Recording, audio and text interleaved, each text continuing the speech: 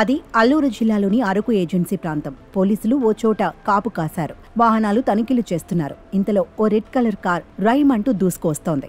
Car చూస్తే అనుమానాస్పదంగా కనిపించింది.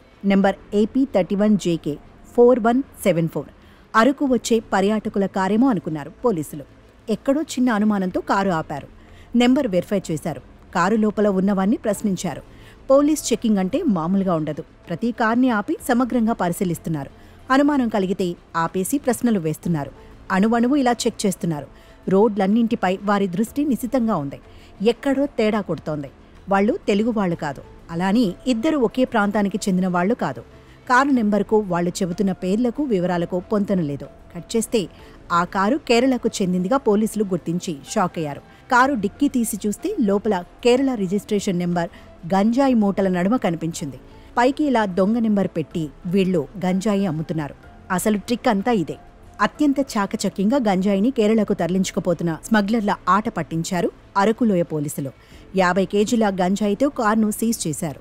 అయితే కేరళ కారును ఆంధ్ర రిజిస్ట్రేషన్ నెంబర్ ప్లేట్ పెట్టి తరలిస్తున్నట్టు గుర్తించి పోలీసులే అవాక్కయ్యారు. రాజధాని జంక్షన్ వద్ద పోలీసు తనిఖీల్లో కేరళకు చెందిన కారు ఆంధ్ర నెంబర్తో గంజాయి రవాణా చేస్తుండగా పట్టుకున్నామని సీఐ హిమసాగర్ తెలిపారు. కేరళకు చెందిన స్మగ్లర్ సహా ఇద్దరిని అరెస్ట్ చేశామన్నారు. నిందితుల నుంచి కారు, సెల్ ఫోన్ కూడా సీజ్ చేశామని, వారి దగ్గర లభించిన 2 లక్షల రూపాయల విలువైన గంజాయి సీజ్ చేసినట్లు సీఐ తెలిపారు.